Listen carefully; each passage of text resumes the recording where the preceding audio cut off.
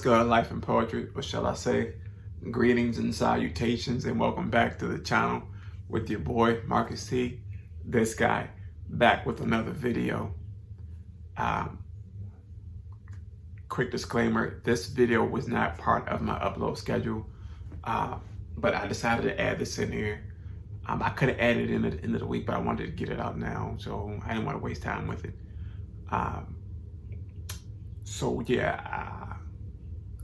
But before we jump into anything, guys, if you're new here, or if you've been here before and haven't already done so, go and do me a huge favor, go and smash that subscribe button. And once you've done that, go and turn on that notification bell so that every time we drop a video here, you will be notified. Also, like this video, guys. Give it a thumbs up if you love it, thumbs down if you don't. It's all love here at Life and Poetry. Remember, we're family here first. Family sometimes disagree. It's all right, it's all love. Comment down below, especially on this video, guys. Please watch this video all the way through. A comment down below your thoughts about it. Share this video, share all the videos so that we can bring people to the family, so we can grow. Remember, our goal for February is 250. We are at 220 something. Let's keep growing. We what, 20, about 30 off? Let's get there. We can do it. Let's make it happen, right? Also in this video, there won't be no tricks, no fancy fade out, transition, none of that. We jump straight in. We do here, mainly everything here is unedited, unfiltered, and raw. The only edits you may commonly see on this channel here is maybe some transitions here and there because I want to be fancy. Other than that, I don't edit out bloopers or none of that stuff. I just go straight through best I can. But if I feel that something doesn't fit the scope of where I want the conversation to go, then it'll come out. But other than that, we'll get straight to it, right? So let's jump in it.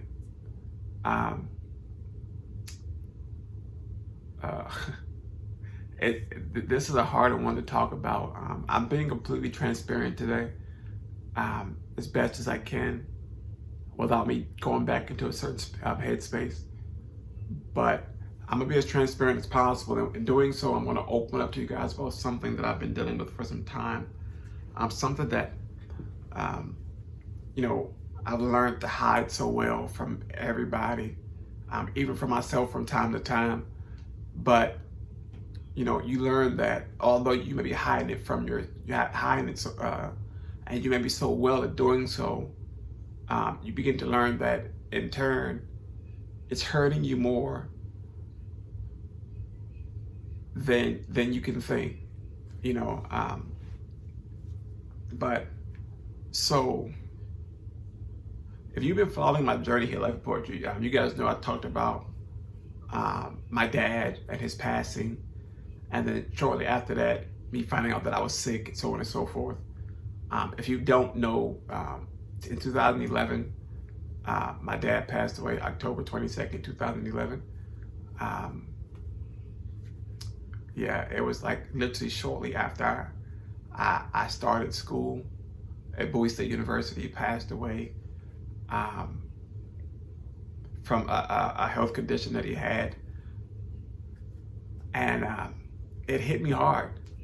His passing hit me really, really hard, to the point where I started to cope by shutting down or diving into school, or diving into my workouts, or diving into this or that, not sitting still as much as I should have, and actually understanding what I was dealing with.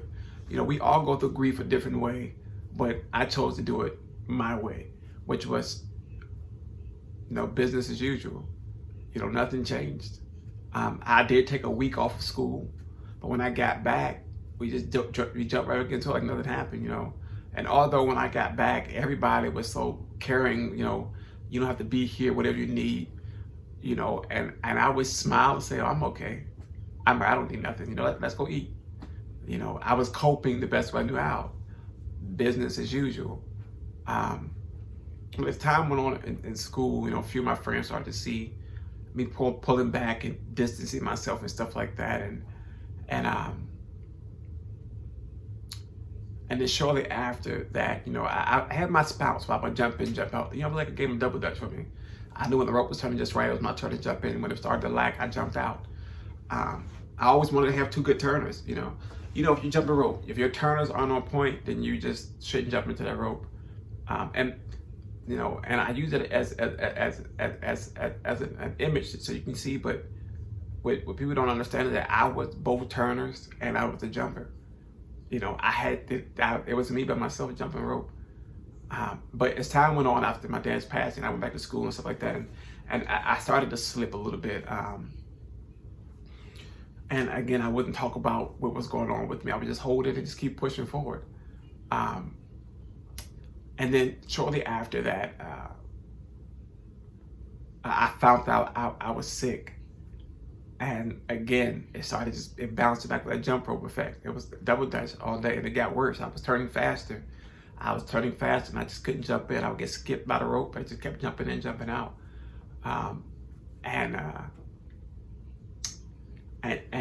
for me to help, I reached out to a counselor on campus while I was still in school, and I reached out to one of my favorite school teachers and some of my friends. You know, we sat down and we started talking about stuff, and they said that with my church. You know, with the leaders in my church and my mentor in my church, so on and so forth. And we sat down and we just started talking, you know. And then one of my battle buddies, he was like, "Bro, we here for you. You know, we see you going through, but we're not gonna push you." You know, and my mentor said the same thing, but his way was my mentor was a little bit more like, "Look, it's time to let it out. Ain't no more holding back." You know, and the teacher for Bowie, as we sat down, she was like my school mom. She made sure I was good to go no matter what. And when she knew my dad had passed, she called, she checked on me, she messaged me. When I came out of school, I sat in her class. She was like, "Look, what's going on? Let's talk about it." You know, and so bitch, she was also a wellness coach. You know, or she is a wellness coach. You know, she's my wellness coach at that. But you know, we sat and we talked about stuff and we chopped it up. And she suggested that I start to write. I'm already a writer. I'm a poet. I've been writing for it since forever, right? But she was like, no creative writing. Just write how you feel, like in a journal form or whatever. So I started that, and I started journaling, and I was putting everything on paper. And as I put on paper, you know, you feel that weight just lift off your shoulder. But it seemed to be still there, but I had it under control. So I thought I had it under control, right? Mind you, my dad just passed. I found out that I'm sick, and I have to keep pushing forward. I have to keep smiling. You know, people depend on me to be encouraging. People depend on me to be bright and uplifting. I can't let them down, you know. And for the life of me, I was like, yo, I'm gonna put how they see me above everything I'm dealing with.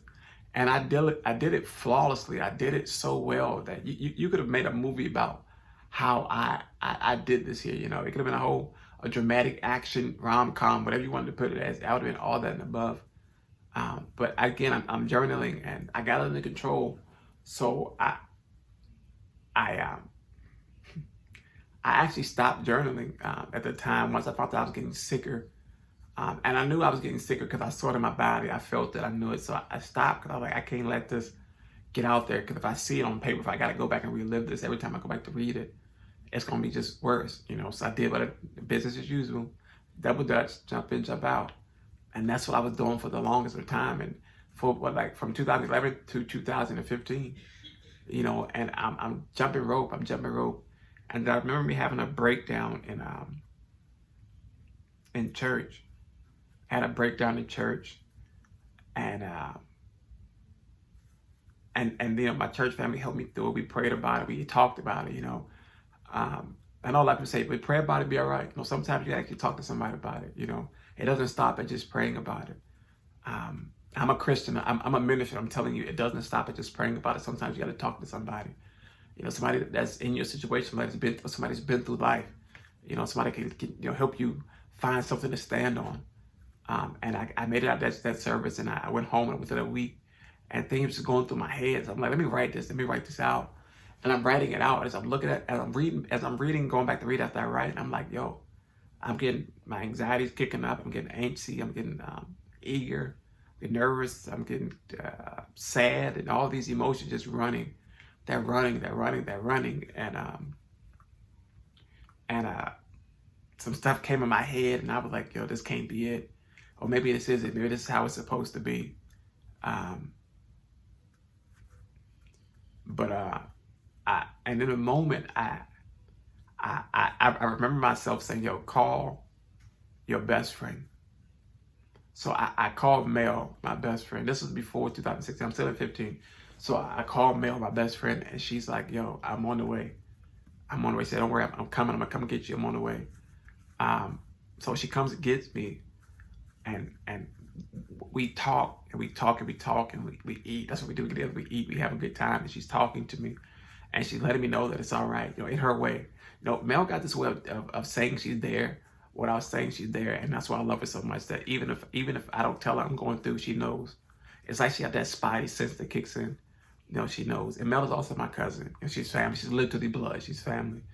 And I remember she telling me one day, she was like, look, I look at you like my little brother. I'm not going to let you go through this. I'm not going to let you sit there and sit in this here. If you need me, I'm there. If you need me, I'm there.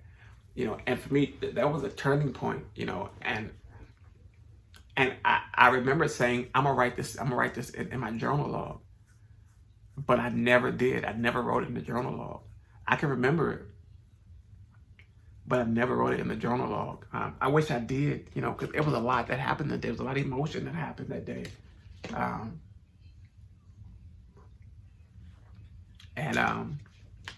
As that day goes on, and I go home, and we going back through, business as usual. I got it off my chest. If it's happening, And I make it through 2015, and I come about around this time. Around this time, 2016, February 2016, my body starts going through these loops, going through these changes, and I'm literally getting sicker. And it's no more hiding it, because you can't hide it at this point. You see it. I'm losing weight, and I'm having these things happen, these changes happening with my body, and you can see it physically on the outside. It's no more me internalizing. I can't hide it, because you see it. You see me not moving as fast. You see me not being able to move and not being able to eat. And these things, I'm sleeping all day, and I just can't move, And I remember a technique that my teacher taught me about when I write. I wonder if she remembers. I don't even know if she watched these videos or not, but if she do, hey, Miss Ballard, I thank you so much for helping me through all this situation you've helped me with, for sticking by my side through some of the toughest times. But I remember she telling me that when I write like I'm talking to myself, and I thought it was the weirdest thing. Like, I was giving it right in third person. She was like, not necessarily, but just write it like you she said, write it like you, another person talking to another person. They say that, stranger, we would go to a stranger for our, to talk about our problem before we talk to somebody we know, because they're not biased. So I remember me journaling. I flipped away, I just said journal, and instead of me writing it as if my thoughts, I wrote it as if I was talking to myself. So for instance, I would say, hey, Marcus, I heard this, or I see you. And it was effective. It was effective. It was really effective. And so I started writing like that. And I would literally either email it to myself or just put it on my flash drive, and that way I know to go back to this, I got these here, but I got it out, but then I get sick and up in these hospitals and stuff like that. And I'm like, okay, this journaling ain't gonna help this here.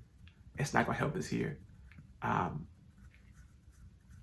But what I didn't realize is that me letting it out, whether it was to somebody or to myself, I was releasing that form of bondage that was literally suffocating me, that was holding me in place, and I couldn't do that no more, But again, I didn't want to put it on paper because I couldn't go back to look at it. So from 2016 until about now, that's where we get real transparent, till about now, I haven't journaled. I haven't written nothing at all. I haven't wrote how I felt. I barely talk about it from time to time.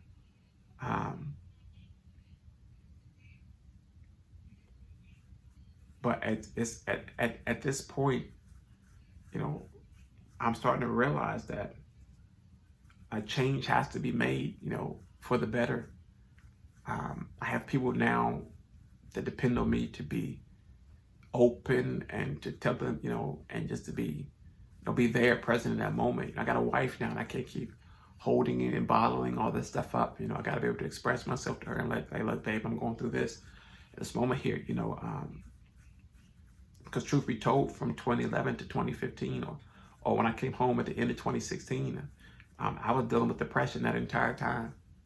I was dealing with depression. I was dealing with suicidal thoughts. I was dealing with just everything that just compiled itself.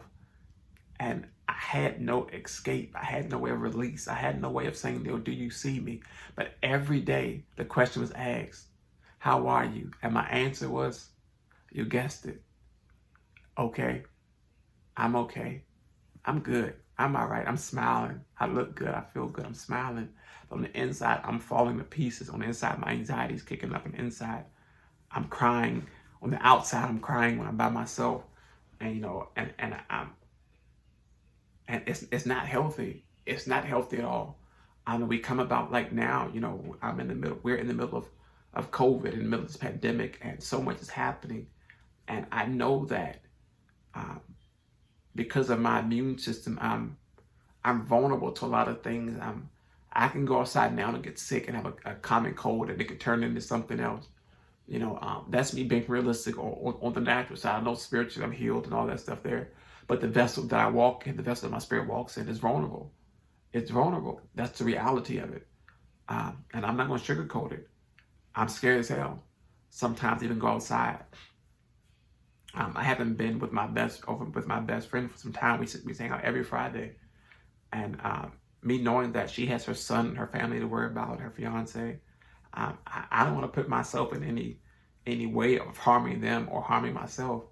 So I try to stay home. I try to stay to myself. I go to my appointments and come home, and that's about it. But my anxiety now is starting to kick back up a little bit because of my fear of what's happening outside, and I'm starting to see that I'm shutting down more. I'm not as productive as I want to be or I need to be. I haven't worked out in pretty much 6-7 months. You know, that's something to do every week. I used to work out at least twice a week. I have yet to do that, and it's like I don't want to go back to that place, but I feel like I'm already sliding back that slope. You know, if you've been through depression, if you've been through all these anxiety attacks and you've had panic attacks, you mean you know, you got some type of sense of what I'm talking about. I too had panic attacks, and they aren't good. Heart start racing, you can't breathe, and you feel like you're just about to pass out. You know, I had one actually before we moved here. I was in the kitchen eating my breakfast, and I had a huge panic attack. And it was to the point where I scared the mess out of my mom, and she was calm and cool as she could be. But I saw in her face that she was like, "Nah, that's not finna happen. We can't do that." You know, I don't ever want to put nobody through that. I don't want to put myself through it again. I see myself in the mirror and say, "Man, you falling apart," you know. But it's not healthy to hold it all in. And I'm making this video, and I'm making the vow that I can't do that anymore. I have to go back to you know, and to finding that outlet, you know. And what I've come up with was going back to my journaling. I've made up my mind to start journaling again at least once a week. I used to do once a month, but I want to do it once a week. You know, so much stuff happens. Although I'm sitting still in the house, I don't go nowhere. I can't. But some stuff goes to my mind. It's like it shouldn't be there. It needs to, you know, let me put it on the paper. I need to get out of my mind, get out of my spirit, and I'm praying and I'm hopeful that this is going to be, you know, productive for me to brighten back up, to lift back up. You know, I smile in the videos, but you don't see what's happening under the smile. I smile with my wife and with my family, but it's hard to talk about it. You know, when you're raised a certain way, and I'm not putting my family down, so I don't think I'm doing that. I'm not putting my parents down. My parents did a hell of a job raising their kids, or raising us. What I'm saying is, when you grow up in an environment where you don't talk about emotions. You don't talk about what you go through. And I'm quite certain some of you guys have seen this before, been here before. But when you're in these type of environments, you start to realize that maybe this isn't what you're supposed to do. Maybe you're supposed to internalize this to the point whereas you can fix this yourself. My dad was the epitome of fixing it himself. He would literally have a problem and go and attack it like that, and it'll be resolved. Or so you think it would be. Not realizing that we were putting band-aids over situations that needed been that should have been sewed up or had time to actually heal and wounds to actually close. But you learn from what you see. You learn from how you live. You learn from your experiences. And that's one thing I've experienced is that you need to fix it. What are you talking about it for? Just fix it, get it done. And I don't want that. I don't want that for my family. I don't want that for my children. I want to be able to say, you know what? It's okay to express yourself. It's okay to say how you feel. It's okay to be vulnerable, to be open. It's okay to not be okay. And it's okay to ask for help. Most importantly, it is okay to ask for help. Life and poetry. If you need help, do not be afraid to ask. Ask for help. Ask. Let me know. If I can find a way to get you some help that you need, let me know. Don't be afraid of it.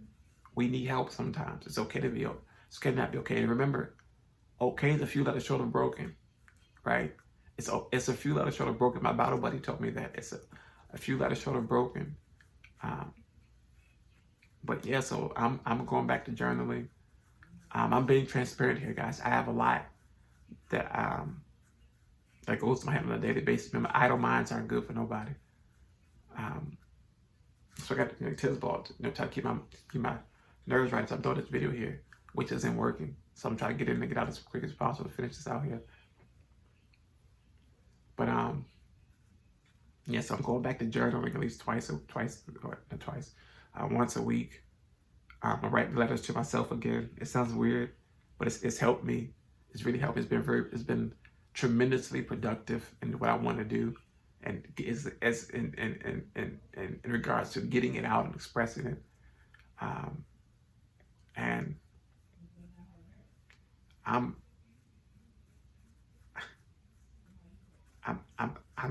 just tired of holding everything in. I'm tired of sitting there being the it's okay or the yes man or this, that, and the third. I'm tired of it all. I'm tired of holding back. The fact that I'm dealing with depression. I'm tired of holding back the fact that I have anxiety. I'm tired of holding back the fact that I'm scared. I'm tired of holding back the fact that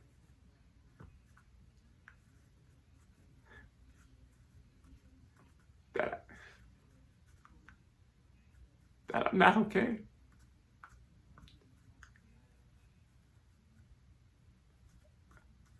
But I'm gonna be okay. I'm gonna make that step.